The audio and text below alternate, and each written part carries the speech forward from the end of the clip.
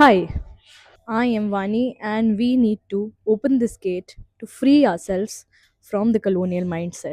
Look at this man. What's the first thing that comes to your mind when you see him? If you're not completely desensitized, you will know that this man has suffered unimaginable things.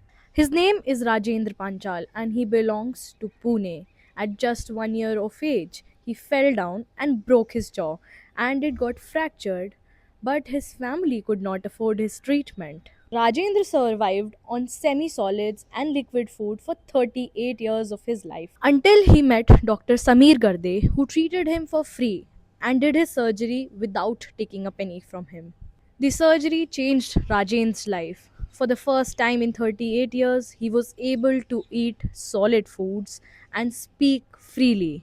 But since the last few days, many troll accounts are using his pictures to racially target Indians, but I don't respond to them because they're just trolls and they're just driven by racism.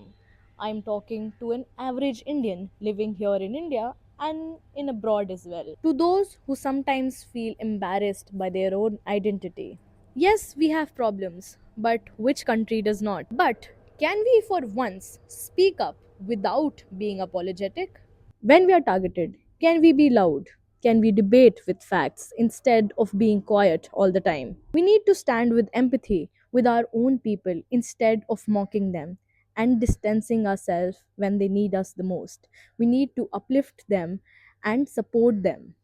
We need to be proud, rooted in our own civilizational confidence, while staying committed to fixing what's wrong with us. Owning our own stories with honesty and dignity is the first step towards shaping the narrative instead of anybody else building it for us.